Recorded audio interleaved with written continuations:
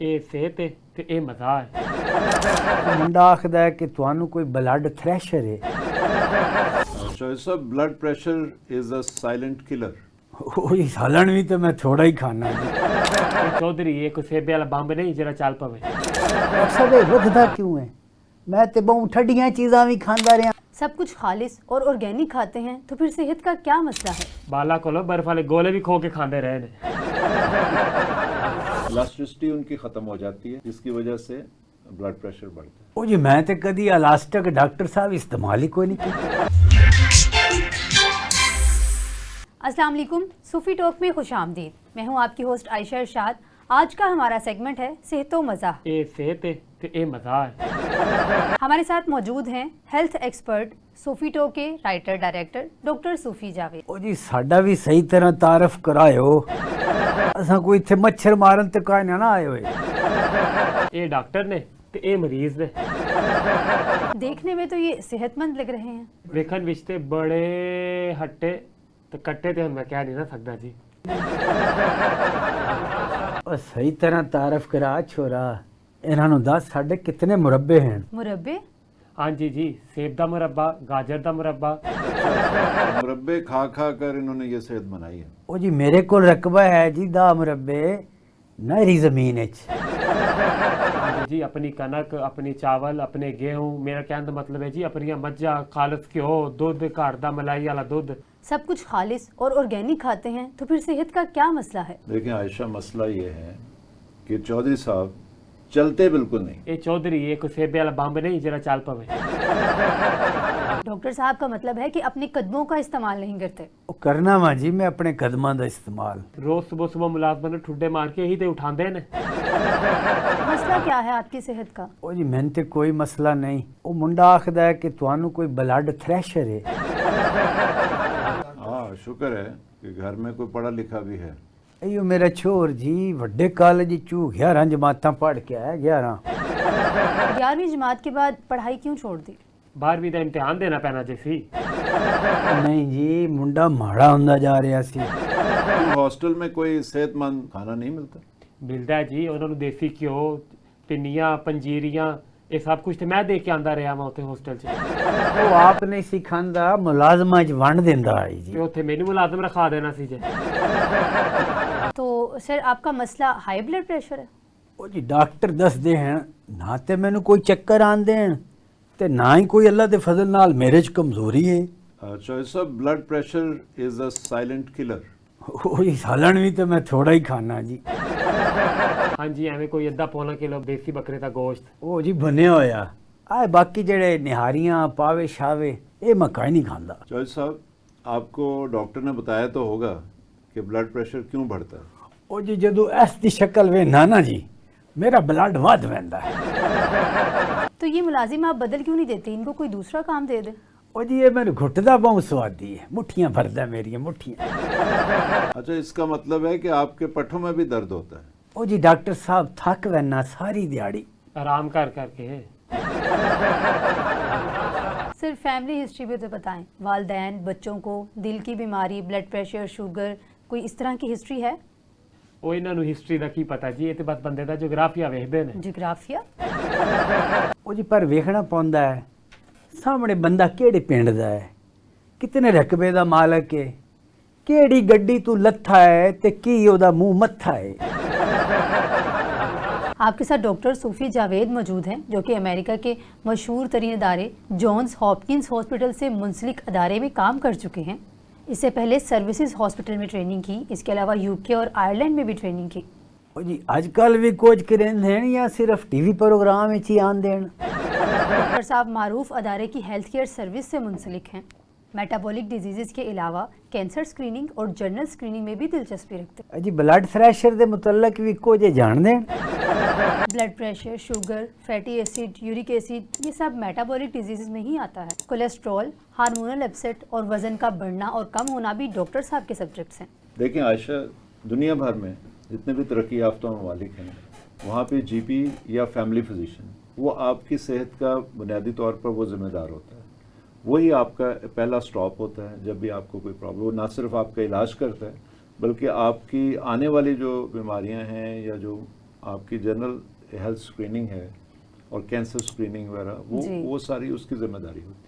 ਤੁਹਾਡੀਆਂ ਗੱਲਾਂ ਮੈਨੂੰ ਨਹੀਂ ਸਮਝ ਆਉਂਦੀਆਂ ਤੇ ਚੌਧਰੀ ਸਾਹਿਬ ਨੂੰ ਕਿਵੇਂ ਆਵਣਗੀਆਂ? ਉਹ ਕੇ ਬਕਵਾਸ ਪਿਆ ਕਰਨਾ। ਮੈਂ ਸਮਝ ਗਿਆ ਹਾਂ ਜੀ, ਬੰਦੇ ਨੂੰ ਪਹਿਲੇ ਸਭ ਤੋਂ ਆਪਣੇ ਫੈਮਿਲੀ ਡਾਕਟਰ ਕੋਲ ਜਾਣਾ ਚਾਹੀਦਾ ਹੈ। उसका भी फर्ज बनता है कि वो आपको हेल्थ एजुकेशन दे। देखें जी शाहिद साहब, ब्लड प्रेशर का ज़्यादा रहना बहुत सारी कॉम्प्लिकेशंस यानी पेचीदगियों का बायस बन सकता है। ਡਾਕਟਰ ਸਾਹਿਬ ਇਹ ਵੱਧਦਾ ਕਿਉਂ ਹੈ? ਮੈਂ ਤੇ ਬਹੁਤ ਠੱਡੀਆਂ ਚੀਜ਼ਾਂ ਵੀ ਖਾਂਦਾ ਰਿਹਾ।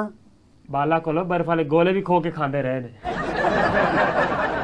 देखें जॉय साहब, अगर कोई जवान आदमी हो यानी 40 से कम उम्र का कोई बंदा है और तो उसको चाहिए, उसको हम सेकेंडरी हाइपरटेंशन भी कह देते हैं क्योंकि वो किसी और वजह से होती है, वरना जो प्राइमरी हाइपरटेंशन है वो आमतौर पे खून की नालियां तंग होने से होती है। ਚੌਧਰੀ ਸਾਹਿਬ ਤੇ ਸੈਕੰਡਰੀ ਤੱਕ ਗਏ ਹੀ ਨਹੀਂ, ਪ੍ਰਾਇਮਰੀ 'ਚ ਹੀ ਨੱਠ ਗਏ ਸਨ।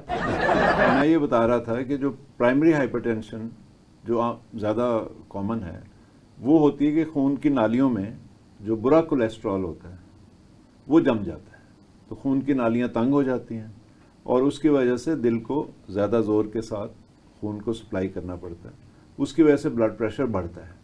तो इसको कहते हैं प्राइमरी हाइपरटेंशन या एसेंशियल हाइपरटेंशन। और दूसरी जो हाइपरटेंशन होती है जो यंग लोगों को होती है, उसमें आपको बहुत सारे टेस्ट करवाने पड़ते हैं और उसमें आपने ये देखना होता है कि कोई जैसे रीनल डॉपलर हो गया कि किडनी की साख सही है, वो सही बने हुए हैं, उनको ब्लड जा रहा है कि नहीं जा रहा। और इसके अलावा अगर वेरिएशन रहती है ब्लड प्रेशर कभी ज़्यादा कम होता है तो यंगर पेशेंट्स में ख़ास तौर पे, तो उसमें आपको हार्मोनल टेस्ट भी कराने पड़ते हैं, कैटाकोलामीन्स, एड्रीनालिन, नॉर एड्रीनालिन। तो इस तरह से उसमें बहुत ज़रूरी हो जाता है कि मुकम्मल वर्कअप कराया जाए।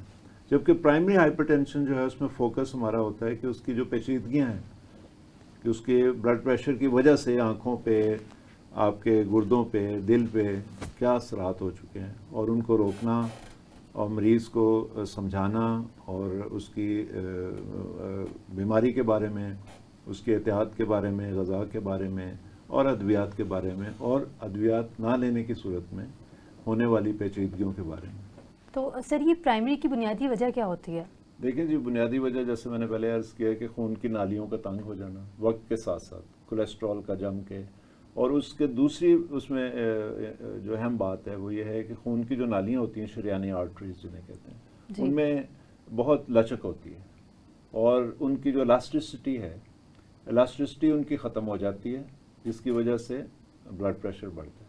ਉਹ ਜੀ ਮੈਂ ਤੇ ਕਦੀ ਇਲਾਸਟਿਕ ਡਾਕਟਰ ਸਾਹਿਬ ਇਸਤੇਮਾਲ ਹੀ ਕੋਈ ਨਹੀਂ ਕੀਤਾ। ਆਹੋ ਜੀ, ਤੇ ਧੋਤੀ ਲਾਚੇ 'ਚ ਕਿਹੜਾ ਲਾਸਟਿਕ ਪੈਂਦਾ? सर खून की ये नालियाँ तंग कैसे होती हैं और इनकी इलास्टिसिटी कम कैसे होती है? जी, ये पहले भी मैं बता चुका हूँ कि उसमें जो बैड कोलेस्ट्रॉल है, जो LDL या VLDL, वो दीवारों के साथ साथ अंदर की तरफ जमना शुरू हो जाता है। जब वो बैड कोलेस्ट्रॉल वहाँ पे जमना शुरू हो जाता है तो उसकी एक तो नालियाँ तंग हो जाती हैं और उनकी इलास्टिसिटी जो है उसमें कैल्शियम डिपॉजिट होता है, इलास्टिसिटी उसकी वजह से वो एक पाइप की, रिजिड पाइप की शक्ल इख्तियार कर लेती है। कुछ चंगा कोलेस्ट्रॉल भी ਹੁੰਦਾ जी? जी चौधरी साहब, बिल्कुल एक बड़ा अच्छा कोलेस्ट्रॉल होता है, सारे कोलेस्ट्रॉल पैड़े नहीं होंगे। एक कोलेस्ट्रॉल होता है बड़ा अच्छा, वो जिस आयशा उसको कहते हैं हाई डेंसिटी लाइपोप्रोटीन HDL, जी, वो बहुत अच्छा कोलेस्ट्रॉल है, वो बचाता है आपको दूसरे कोलेस्ट्रॉल, यानी बॉडी में वो होना चाहिए। बुरे कोलेस्ट्रॉल से आपको महफूज है। ਦੱਸੋ ਕਿੱਥੋਂ ਲੱਭਦਾ ਜੀ? ਮੈਂ ਢੇਰ ਲਾ ਦੇਵਾਂਗਾ। ਚੌਧਰੀ ਸਾਹਿਬ ਨਾਲ ਵੱਧ ਕੇ ਕੋਈ ਸ਼ਾਇਦ ਥੋੜੀ ਨਾ ਸਾਡੇ ਲਈ। देखो भाई, इसके लिए इनको अपने कदमों का इस्तेमाल करना होगा, ठुड्डे मारने के अलावा। ਨਾ ਪੇ ਇਹਨਾਂ ਦੇ ਪੈਰ ਸਵੇਰ ਦੁਪਹਿਰ ਸ਼ਾਮ ਕੁੱਟ ਦਿਆ ਕਰਾਂਗਾ ਜੀ। डॉक्टर साहब का मतलब है कि चौधरी साहब को पैदल चलना होगा बल्कि भागना होगा। ਚੌਧਰੀ ਸਾਹਿਬ ਨੂੰ ਨੱਠਣ ਦਾ ਬੜਾ ਸ਼ੌਂਕ ਹੈ। 5ਵੀਂ ਜਮਾਤ 'ਚ ਸਕੂਲੋਂ ਨੱਠ ਗਏ ਸਨ, ਧਰਨੇ 'ਚੋਂ ਵੀ ਨੱਠ ਗਏ ਸੀ। ਇਹਨਾਂ ਨੂੰ ਨੱਠਣ ਦਾ ਬੜਾ ਸ਼ੌਂਕ ਹੈ। ਉਹ ਜੇ ਮੈਂ ਹੀ ਨਸ ਬਜ ਕਰਨੀ ਹੈ ਤੇ ਇਹ ਮੁਲਾਜ਼ਮ ਫਾਇਲਾਵਣ ਕਾਣੇ। तो चौधरी साहब, आपको पहले किसी डॉक्टर ने नासपाज का नहीं बताया? ਉਹ ਜੀ ਦੱਸਿਆ ਸੀ ਜੀ, ਵੱਡੇ ਡਾਕਟਰ ਨੇ ਨਸ ਬਜ ਲਈ, ਵੱਡੇ ਡਾਕਟਰ ਹਾरून ਬਾਬਰ ਨੇ। अच्छा, प्रोफेसर जो प्रोफेसर जी हाँ जी प्रोफेसर अमराज दिल के जो माहिर हैं, प्रोफेसर ऑफ कार्डियोलॉजी, जी हाँ जी हाँ जी हाँ हारून बाबर हैं। जी जी जी बिल्कुल।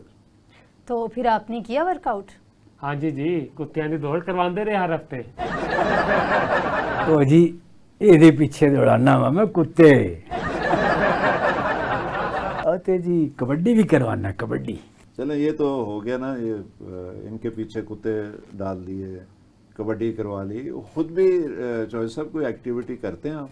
ਉਹ ਜੀ ਜੇ ਮੈਂ ਆਪ ਹੀ ਐਕਟੀਵਿਟੀ ਕਰਨੀ ਹੈ ਤੇ ਆ ਨੌਕਰਾਂ ਦੀ ਫੌਜ ਨੂੰ ਮੈਂ ਕਾਹਦੇ ਪੈਸੇ ਦੇਣਾ।